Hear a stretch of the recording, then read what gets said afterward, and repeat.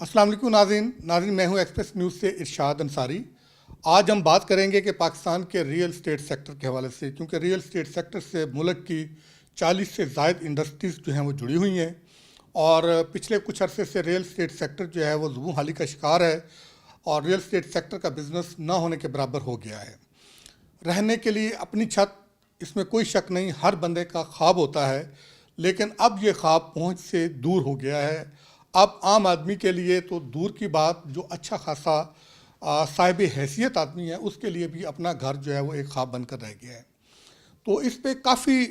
अरसे से आवाज़ें उठ रही थी। प्राइम मिनिस्टर साहब ने भी इस पे नोटिस लिया और फिर ये मामला स्टैंडिंग कमेटी दोनों जो हैं, कौमी असम्बली की और सेनेट की, वहाँ भी उठाया गया और रियल स्टेट सेक्टर से जुड़े हुए जो लोग हैं वो भी इस पे शोर मचा रहे थे, मीडिया भी इस पे आवाज़ें उठा रहा था। तो बिल आखिर जो प्राइम मिनिस्टर की हदायत पर जो है कायमा कमेटी बराए ख़जाना ने इस पे काफ़ी जो है वो देर जो है वो इस पे बहस व मुबासा किया और फिर जो फेडरल बोर्ड ऑफ रेवेन्यू की तरफ से नया जो टैक्स में अमेंडमेंट्स के लिए जो कवानीन लेके आए थे उस पे भी काफ़ी जो है वो तहफ़्फ़ुज़ात थे, उस पे भी बातचीत हुई। ये सारे मामलात को लेके फिर बिल आखिर कौमी असम्बली की जो कायमा कमेटी बराए ख़जाना है उसने एक ज़ैली कमेटी कायम की बिलाल अज़हर कियानी की सदारत में, और उनको ये टास्क दिया कि 10 दिन के अंदर अंदर जो है वो आप इस मसले को हल करें ताकि रियल स्टेट सेक्टर भी चले, मुल्क की इकॉनमी चले, मुल्क की इकॉनमी का पहिया चले, रोज़गार के मौक़े मिलें और टैक्स जो है वो जनरेट हो, नए लोग टैक्स नेट में आए। तो इस कमेटी की 2 मीटिंग्स हो चुकी हैं और अब जो मीटिंग अगली होने वाली है वो गालिबन कल सुबह 10 बजे मीटिंग होने जा रही है। तो इस कमेटी का एक अहम इजलास जो है वो एक दिन पहले हुआ। उसमें क्या जो है वो डिस्कशंस हुई, क्या अहम फैसले मतवक्के थे, उसके बारे में हम आपको बताएंगे कि उस इजलास में जो शरीक थे, जो वज़ीर आज़म की तरफ से खुसूसी टास्क फोर्स कायम की गई है रियल स्टेट सेक्टर और हाउसिंग सेक्टर पे, उनके मेंबर हैं, और इसी तरह जो फेडरेशन है रियल स्टेट सेक्टर की जो ऑर्गेनाइजेशन है, एसोसिएशन, और उनसे जुड़े जो बिज़नेस करने वाले लोग हैं, उनकी जो फेडरेशन के प्रेसिडेंट हैं ताहिर साहब, सरदार ताहिर साहब, वो आज हमारे साथ मौजूद हैं। हम उनसे गुफ्तगू भी करेंगे और आपको बताएंगे कि उस टास्क फोर्स में क्या होने जा रहा है, और जो कायमा कमेटी की मीटिंग हुई उस पे हम बात करेंगे कि जो चेयरमैन FBR की बातें थी, जो इनका मौक़िफ़ था, वो हम बताएंगे कि आगे रियल स्टेट सेक्टर में क्या होने जा रहा है। ताहिर साहब, आपका शुक्रिया। तो वैसे तो आप इसके अलावा भी आवाम में जो है वो आवाज़ उठाते रहते हैं मीडिया के ज़रिए भी, तो डेफिनेटली आप एक अहम स्टेक होल्डर हैं। तो यही वजह है कि प्राइम मिनिस्टर ने आपको टास्क फोर्स में भी आप शरीक किया और फिर कायमा कमेटी के इजलास में भी आप शरीक थे, वहाँ भी आप इसकी नुमाइंदगी कर रहे थे। तो आप नाजरीन के लिए और आम आवाम के लिए और हाउसिंग सेक्टर से जुड़े लोगों के लिए पहले तो एक प्रिसाइजली बताइएगा कि ये इशू है क्या जिस पे ये सारे जो है वो सर जोड़ के बैठे हुए हैं और कानून साजी में भी जो है वो काफ़ी मसाइल बने हुए हैं। तो पहले तो बेसिक इशू बताएं कि इशू क्या है। जी, बेसिक इशू यही है कि गवर्नमेंट का पहले जो प्रायोरिटी सेक्टर से की लिस्ट से रियल स्टेट को निकाला गया था, इसके ऊपर हैवी टैक्सेशन इम्पोज की गई थी, और उसका जो हदफ था वो ये था कि रियल स्टेट और ये नॉन डेवलप्ड सेक्टर से पैसा निकले और इंडस्ट्री लगे और इस तरह बाकी बिजनेसेस जो हैं उनमें पैसा जाए। लेकिन खातर खा उसमें कामयाबी नहीं हासिल हो सकी। $12 बिलियन से ज़ायद की ख़तीर रकम जो है वो पाकिस्तान से निकली रियल स्टेट मार्केट से और जाके दुबई और दूसरी डेस्टिनेशंस पे इन्वेस्टमेंट हुई और पाकिस्तानियों ने ही वहाँ जाके इन्वेस्टमेंट की। तो ये बहुत बड़ा नंबर था जो गवर्नमेंट के लिए भी अलार्मिंग था और कंटिन्यूसली कैपिटल फ्लाइट जारी थी। इसी को सामने रखते हुए गवर्नमेंट ने रियलाइज़ किया कि न सिर्फ रियल स्टेट का सेक्टर बल्कि इससे जुड़ी 72 इंडस्ट्रीज़ जो हैं उन सब का कारोबार और काम जो है वो बंद हो चुका है, अनएम्प्लॉयमेंट जनरेट हो रही है। तो इस सेक्टर को चलाने की ज़रूरत है ताकि ये और इससे अलाइड इंडस्ट्रीज़ चले, रोज़गार के मौके पैदा हों, इकनॉमिक रिवाइवल हो। तो लिहाजा इस वजह से ये टास्क फोर्स बनाई गई। टास्क फोर्स का मेन मकसद जो है वो टैक्सेस को रैशनलाइज़ करना है और इस हद तक रैशनलाइज़ करना है कि ट्रांजैक्शन कॉस्ट जो है वो मिनिमम हो। तो इसी के हवाले से हमने रिकमेंडेशंस टास्क फोर्स की जो तैयार की है और उसमें तमाम मेन स्टेक होल्डर्स के साथ गवर्नमेंट फंक्शनरीज़ भी मौजूद हैं। Minister finance housing and works کے minister, revenue minister, F B R chairman, تمام لوگ اس ٹاسک فورس کے ممبران ہیں. تو وہاں ہم نے جو کنسنسس ڈیولپ کیا اس کے مطابق جو فائنل ریکمنڈیشنز ہیں وہ انشاءاللہ ایک آدھ دن میں پرائم منسٹر آفس کو بھیج دی جائیں گی، جس پر سب کے اوپر تقریباً کنسنسس ہے. تو 2025 کا سال جو ہے وہ انشاءاللہ ریئل اسٹیٹ کے سیکٹر کے لیے بڑا زبردست سال ہوگا. یہ جو نئی لیجسلیشن ہے اس کے اوپر ہمیں شدید تحفظات ہیں کہ آپ جب ایلیجبل بائر ہو تو وہی پراپرٹی بائی کر سکتا ہے. اب ایلیجبل بائر کی جو ڈیفینیشن ہے وہ یہ ہے کہ آپ کی لاسٹ جو آپ نے ریٹرن فائل کیا اس میں کیا آپ کے پاس اتنے ریسورسز ہیں کہ آپ کوئی پراپرٹی بائی کر سکیں. تو اس سے وہ پہلے آپ کو اس کے لیے جانا پڑے گا اور پہلے ایلیجبلٹی اپنی پروو کرنی پڑے گی اور پھر آپ وہ پراپرٹی بائی کر سکیں گے. اس پہ بہت امبیگوٹی تھی، لہٰذا اس کے اوپر نیشنل اسمبلی میں بھی بحث ہوئی، قائمہ کمیٹی میں بھی بحث ہوئی، اور پھر یہ جو سب کمیٹی تھی جس کا اجلاس تھا اس پہ بھی اس کے اوپر سیر حاصل بحث ہوئی اور مختلف آپشنز زیر غور آئے. اور ان میں ایک یہ بھی تھا کہ 50 ملین تک کی جو ٹرانزیکشن ہے اس کی جو ویلتھ ریکنسیلیشن ہے وہ نہ ڈیمانڈ کی جائے. یہاں پر پاکستان میں 76 سال سے جو جس طریقے سے ایف بی آر اور بورڈ آف ریونیو کام کرتا رہا ہے تو اس سلسلے میں بہت سی انڈکلیئرڈ اماؤنٹ مارکیٹ میں موجود ہے. تو ہمیں اس کو یہ چانس دینا چاہیے کہ یہاں کوئی 2 لوگ 4 لوگ فیملی کے بہن بھائی مل کے تو وہ ایک پراپرٹی بائی کرتے ہیں تو ان کی جو ویلتھ ہوتی ہے وہ ریکنسائل نہیں ہو سکتی. یہاں پہ چونکہ پہلے رواج نہیں تھا کہ آپ اپنی ریٹرن فائل کریں، اب ہم اس کے اوپر اس طرف جا رہے ہیں تو ہمیں گریجولی اس کی طرف جانا چاہیے. 5 کروڑ روپے تک کی جو یا 50 ملین تک کی جو ٹرانزیکشنز ہیں ان کو ہمیں الاؤ کرنا چاہیے کہ ان کی ویلتھ ریکنسیلیشن سے نہ مانگی جائے. اس طرح مارکیٹ میں بہت بڑا پیسہ اور ہمارے اکانومی میں ڈاکومنٹڈ بھی ہوگی، اور یہ جو پیسہ یہاں پر آئے گا یہ پھر ہماری اکانومی کے اندر ایز اے وائٹ منی رہے گا. وائٹ منی کا سب سے بڑا جو بلیک منی ہے یا انڈکلیئرڈ اماؤنٹ ہے وہ بنتی کیسے ہے. ہمارے 3 ریٹس ہیں، ڈی سی ریٹ ہے، ایف بی آر ریٹ ہے، مارکیٹ ریٹ ہے. ایک پلاٹ آپ نے 50 لاکھ کا فروخت کیا، مارکیٹ ریٹ اس کا 60 لاکھ روپے، 70 لاکھ یا 80 لاکھ تھا، تو اوپر کے جو 20 لاکھ روپے ہیں یہ آپ کے انڈکلیئرڈ ہو گئے. تو ایک دفعہ لوگوں کو ہمیں یہ چانس دینا چاہیے کہ وہ اس اکانومی کے اندر پارٹیسپیٹ کریں. تو کل پھر اس کی میٹنگ ہے، مختلف آپشنز جو ہیں وہ کل انشاءاللہ پھر ایف بی آر بھی ورکنگ کر کے آئے گا، ہم نے بھی ورکنگ کی ہے تو اس کے اوپر بیٹھ کے بات کریں گے. جی سر، آپ نے چانس کی بات کی، یہی اس جو کمیٹی کا اجلاس تھا اس میں بھی بار بار ہو رہی تھی. تو چانس سے مراد ایک تو یہ بتائیے گا کہ کیا آپ کا ایمنسٹی دینا ہے کہ ایک مرتبہ لوگوں کو موقع دیا جائے کہ وہ ایمنسٹی کے تحت کوئی سرٹن اماؤنٹ ٹیکس کی دے کے اپنی تمام انڈکلیئرڈ جو پراپرٹیز ہیں وہ اپنے نام ڈکلیئر کریں. ایک تو یہ وضاحت کیجیے گا. دوسرا یہ کیونکہ اس پہ آئی ایم ایف کے کنسرنز ہیں، آئی ایم ایف ایمنسٹی کے خلاف ہے، اور دوسرا جو پیکیج ہے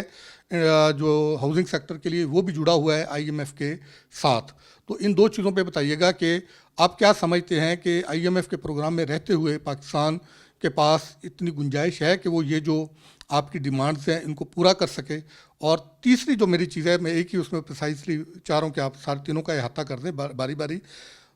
اس کمیٹی کے اجلاس میں انڈیا کا اور انڈین جو بڑے جو بلینئر ہیں مکیش امبانی، ان کا بھی ذکر ہوا کہ پاکستان میں صرف 12 لوگ ہیں ایسے کہ جنہوں نے 10 ارب روپے سے زیادہ کی اپنی پراپرٹی یا اثاثے ظاہر کیے ہوئے ہیں، جبکہ انڈیا میں مور دین 100 پیپل ایسے ہیں کہ جنہوں نے اربوں ڈالر انہوں نے شو کیے ہوئے ہیں. تو یہ پاکستان میں کالا دھن جو پارک ہوئے جا رہا ہے تو اس کی وجہ سے مسائل پیدا ہو رہے ہیں. تو گورنمنٹ یہ چاہ رہی ہے کہ کسی طریقے سے اس کالے دھن کو باہر نکالا جائے اور اس کو اکانومی کا حصہ بنا کے سائز آف اکانومی جو ہے، جو فارمل سائز ہے، اس کو بڑھایا جائے تاکہ ٹیکس ریونیو جنریٹ ہو. جی دیکھیے ایمنسٹری میں سب سے پہلی بات تو یہ ہے کہ جو ہم نے پرائم منسٹر ٹاسک فورس میں ورکنگ کیا وہاں پر ہمیں یہ جو ہم ایڈوانس ٹیکسز اکٹھے کرتے ہیں یہ کوئی ہماری فل اینڈ فائنل لائبلٹی نہیں ہے. ہم کوئی ٹیکس چھوڑنے کی بات نہیں کر رہے. وہ جو ایڈوانس میں 236C اور 236K اتنی ریشو بڑھا کے لیا جاتا ہے اس میں اگر کمی کی جائے تو اس میں آئی ایم ایف کو کوئی اعتراض نہیں ہوگا، چونکہ یہ کوئی فل اینڈ فائنل لائبلٹی نہیں ہے. جو ہم کیپٹل گین ٹیکس ہے 15% وہ اتنا ہی رہے گا، لیکن وہ جو ایڈوانس میں ہم سے 4% لے لیتے ہیں یا 8% یا 12% لے لیتے ہیں، تو وہ جو 4% ہے اس کے بجائے اگر آپ 1% لے لیں تو جس وقت وہ ریٹرن فائل کرے گا تو جو بھی اس کے اوپر لائبلٹی ہوگی وہ اس میں وہ آپ کی ایڈجسٹ ہو جائے گی. اسی طرح ایڈوانس ٹیکس ہے تو ایک وہ بھی اس کی بھی 0.5% تک کی بات ہو رہی ہے، تو وہ اگر ایڈوانس ٹیکسز آپ کام کرتے ہیں تو ہماری فائنل لائبلٹی وہیں کی وہیں ہے، ٹیکس ختم نہیں ہو رہا، ٹیکس کم نہیں ہو رہا، تو آئی ایم ایف کو اس کے اوپر کوئی اعتراض نہیں ہوگا. ایمنیسٹی کے آپ حق میں ہیں یا نہ؟ دیکھیے ہم پہلے 236W ہوا کرتا تھا کہ جو مارکیٹ ریٹ اور ایف بی آر ویلیو کے درمیان کا جو ڈفرنس ہے وہ 236W کے ذریعے وہ 2-3% کے اوپر آپ کو کے پاس یہ اپرچونٹی موجود ہوتی تھی کہ آپ اس کو کر سکتے تھے، پے آف کر سکتے تھے. اب چونکہ ہم ظاہر ہے ایک فنڈ کے ساتھ چل رہے ہیں، آئی ایم ایف کی ہمارے اوپر ریسٹرکشنز ہیں، ایسا ادھر یہاں پر کوئی ایمنیسٹی تو اس وقت ممکن نہیں ہے، اور ہم نہ اس چیز کے اوپر زیادہ انسسٹ کر سکتے ہیں کہ کوئی ایمنیسٹی دی جائے. تو ہاں پہلے 2 دفعہ ایمنیسٹی دی جا چکی ہے، ایک میاں صاحب کے دور میں بھی اور ایک خان صاحب کے دور میں بھی، تو اب ایمنیسٹی کا تو سوال پیدا نہیں ہوتا. لیکن اس کے باوجود کچھ سرٹن اماؤنٹ تک کے لیے آپ کو ریکنسیلیشن کی اجازت دینی ہوگی، کیونکہ ہمارا کوئی فارمل سیکٹر تو ہے نہیں. لوگ ہیں پیسے اکٹھے کر لیے انہوں نے، تمام زندگی کی جمع پونجی، ریٹرن یہاں فائل کرنے کا رواج نہیں تھا تو وہ انڈاکومنٹڈ ہو گئی. تو اس کو ایک دفعہ ریگولرائز کرنے کے لیے آپ 5 ملین تک کی یا 50 ملین تک کی اگر آپ ریکنسیلیشن الاؤ کر دیں گے کہ آپ سے نہیں پوچھا جائے گا، تو اس کی وجہ سے آپ کے جو اکانومی ہے اس کا سائز بڑا ہونے میں. انڈیا کے حوالے سے آپ کیا؟ انڈیا کے حوالے سے میں کہتا ہوں، دیکھیے جی انڈیا میں تو آپ کو پتہ ہے وہ 1.5-2 ارب کی آبادی ہے، بہت بڑا ملک ہے، بہت بڑی ان کی اکانومی کا سائز دیکھیں آپ، بہت بڑا ہے. وہاں لوگوں نے ویلتھ بنائی ہے. یہاں پاکستان میں کام کرنا، کاروبار کرنا کوئی آسان کام نہیں ہے، بہت مشکل کام ہے. آپ صبح گھر سے نکلتے ہیں، 2 نوٹس آپ کے گھر کے دروازے پہ ہوتے ہیں، 4 نوٹس آپ کے دفتر میں ہوتے ہیں. تو ایک جیسی ہے انڈیا اور پاکستان، ایک ہی، اس سے ہم ایک ہی دن ہمارا. ہاں تو گورننس کے ایشوز ہیں نا، ہمارے گورننس کے ایشوز نہ ہوتے تو آج ہم بھی انڈیا کے برابر ہوتے یا ایشین ٹائیگر بن چکے ہوتے. تو ہمارے جو گورننس کے مسائل ہیں، اور یہی ایف بی آر ہے جس نے پچھلے 60-70 سال سے پاکستان میں کام کیا ہے، تو یہ ان کی ایبلٹی ہے کہ فائلر بھی نہیں بڑھ سکے، ٹیکس بھی نہیں کلیکٹ ہو سکا. تو اس میں کس کو مورد الزام ٹھہرا سکتے ہیں؟ تو آپ جتنا امپلیمنٹیشن آف لا بہتر ہوگی، آپ لوگوں کو انسینٹیوائز کریں کہ آپ اس طرف آئیں، ڈاکومنٹیشن کی طرف آئیں. آپ اب چونکہ تھوڑا سا مشکل ہو گیا یہ کام، تو لوگوں کو تھوڑا سا سپیس دیں تاکہ لوگ جو ہے وہ اپنی تمام ویلتھ بھی ڈکلیئر کریں، اور اس کی وجہ سے آپ کی اکانومی کا سائز. آخری کویسچن آپ سے ہے سر جی، یہ بتائیں کہ اگر گورنمنٹ آپ کی جو ریکمنڈیشن ہے، ظاہر اسٹیک ہولڈر آپ ہیں، گراؤنڈ ریئلٹیز ہیں، آپ پہ ایگزیکیوٹ کرنا ہے، تو جب تک آپ آن بورڈ نہیں ہوں گے تو ایگزیکیوشن اس طرح، اور یہی ہمارا مسئلہ رہا ہے کہ جو اسٹیک ہولڈرز ہوتے ہیں ان سے مشاورت نہیں کی جاتی تو ایگزیکیوشن کے مسائل آتے ہیں. اگر گورنمنٹ آپ کی یہ تمام باتیں مان لیتی ہے تو آپ کیا سمجھتے ہیں کہ ٹیکس نیٹ کتنا بڑھ سکتا ہے، گورنمنٹ کو ایڈیشنل ریونیو کتنا آ سکتا ہے؟ دیکھیے جی، یہ میں سمجھتا ہوں کہ ریونیو کے تمام اہداف جو ہیں وہ پورے ہو سکتے ہیں اگر جس طریقے سے ہماری ریکمنڈیشنز ہیں ان کو مان لیا جائے اور ان کے مطابق اگر کام کرنے دیا جائے. ابھی پچھلے سال میں آپ کو پتہ ہے کہ 16 لاکھ کے قریب جو ٹرانزیکشنز ہیں وہ 16 لاکھ کے قریب ٹرانزیکشنز ہوئی ہیں. یہ 32 لاکھ بھی ہو سکتی ہیں، یہ 48 لاکھ بھی ہو سکتی ہیں. 200 تقریباً 20 ملین ہم ہاؤسنگ یونٹس کی ڈیفیشنسی میں 0.7% اس میں اضافہ ہوتا جا رہا ہے. Low cost housing, affordable housing, اس کے علاوہ آپ کی ایکسیس ٹو فنانس اور بہتر اربن پلاننگ اور گروتھ فریم ورک کے ذریعے ہم تمام ریونیو کے اہداف نہ صرف حاصل کر سکتے ہیں بلکہ یہ جو پاکستان سے پیسہ باہر جا رہا ہے اس کو ریپیٹریٹ کرا کے پاکستان میں دوبارہ لایا جا سکتا ہے. یہ صرف وہ پاکستان کے لوگ نہیں ہیں جو پاکستان سے نکل کے باہر کی لکریٹو مارکیٹس میں انویسٹمنٹ کر رہے ہیں، بلکہ اوورسیز پاکستانی بھی وہیں سے اپنے پیسے کو، کیونکہ وہاں پہ فرض کریں دبئی ہے تو 4% ٹرانزیکشن کاسٹ ہے، تو یہاں پر ہم اگر 18%، 20% سے 30% تک اپنا کاسٹ پے کر رہے ہیں، 4% stamp duty, 1% registration, 236C 4%، 36K 4%, 7E 1%, FED 3%. تو یہ آپ سارے ایکومولیٹ کریں تو کوئی ٹرانزیکشن پاسبل نہیں ہے. تو یہ ساری چیزیں اگر منیمائز کر کے ٹوٹل ٹرانزیکشن کاسٹ 4 سے 5% آ جائے تو ہم بھی دبئی کی طرح فلرش کر سکتے ہیں. جن لوگوں نے بھی اس وقت ایکسٹرا آرڈنری گروتھ لی ہے وہ اربنائزیشن کی وجہ سے لی ہے, اس ریئل اسٹیٹ اور کنسٹرکشن کی انڈسٹری کو پراپرلی یوٹیلائز کرنے سے لی ہے. تو ہمیں بھی اس کے ریرا کو فوری طور کے اوپر امپلیمنٹ کرنا چاہیے. قانون بن چکا ہے تو وہ ہو تاکہ لوگوں کو ایز آف ڈوئنگ بزنس بھی ہو اور فارمل کاروبار ہو. سر ایک جملے میں ایک جواب دیجیے گا, میرے ذہن میں آ گیا عام پبلک کا, کیونکہ ساری تو ہم نے بات کی, یہ ساری چیزیں ہو جاتی ہیں تو عام آدمی جو بیچارہ بہت لو طبقے سے ہے وہ گھر نہیں بنا سکتا, ضرورت بھی اسی کی ہوتی ہے. تو اس کے لیے کیا یہ سارا کچھ ہو جائے تو کیا عام آدمی گھر خریدنے کے قابل ہو سکے گا؟ جو access to finance, precisely access to جو فائنانس ہے اس میں وزیر خزانہ صاحب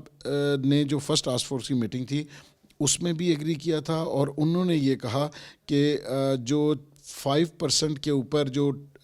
مورگیج یا لوگوں کو لون فراہم کیا جائے گا 15 سال سے 20 سال کا, تو اس میں جو اوپر 3 کا 4% ہے وہ گورنمنٹ جو ہے وہ سبسڈائز کرے گی. جو ایک عام آدمی جو تنخواہ دار آدمی ہے اگر وہ گھر خریدنا چاہتا ہے یا پلاٹ لینا چاہتا ہے یا اپنا فلیٹ خریدنا چاہتا ہے تو اس کو فنانس اویلیبل ہوگا, وہ اپنا کولیٹرل دے گا اور اپنا جو انسٹالمنٹس ہیں وہ بجائے رینٹ پے کرنے کے وہ اپنا اس ڈیولپر بلڈر کو دے کے اپنا گھر بنا لے گا. تو اس سے ون ون سچویشن ہوگی, بینکس کا کام بھی چلے گا اور لوگوں کو اپنی چھت بھی ملے گی. سر صاحب تھینک یو ویری مچ. ناظرین آپ نے سردار طاہر صاحب کی گفتگو سنی, وہ بھی آپٹیمسٹک ہیں, پر امید ہیں کہ اگر گورنمنٹ جو ہے وہ ان کی باتیں مان لیتی ہے اور گراؤنڈ ریالٹیز کو مد نظر رکھتے ہوئے ریئل اسٹیٹ سیکٹر کے لیے کوئی جامع پیکج لاتی ہے تو اس سے نہ صرف گورنمنٹ کو ایڈیشنل ریونیو ملے گا, ٹیکس جنریٹ ہوگا, tax to G D P کی شرح بڑھے گی, نئے لوگ ٹیکس نیٹ میں آئیں گے, بلکہ عام آدمی کو بھی ریلیف ملے گا اور عام آدمی کے لیے بھی یہ ممکن ہو سکے گا کہ وہ اپنی چھت, اپنے گھر کا خواب جو ہے وہ شرمندہ تعبیر کر سکے. اور اس کے ساتھ ساتھ جو مورٹگیج کی جو انڈسٹری ہے وہ بھی فروغ پائے گی, روزگار کے مواقع ملیں گے. کہ کہنے کا مقصد یہ ہے کہ وہ کہہ رہے ہیں کہ اس سے جڑی 72 انڈسٹریز ہیں, جب ایک سیکٹر چلے گا تو 72 انڈسٹریز چلیں گی اور ان 72 انڈسٹریز کے چلنے سے جو معیشت کا پہیہ تیزی سے گھومے گا تو پھر آپ سمجھ سکتے ہیں کہ اس کے کیا اثرات ہوں گے. پھر وہ وقت دور نہیں ہوگا اگر ہم یکسو ہو کے اسی طرف چلیں کہ پاکستان جلد ایشین ٹائیگر بننے کا خواب بھی جو ہے وہ شرمندہ تعبیر کر سکے.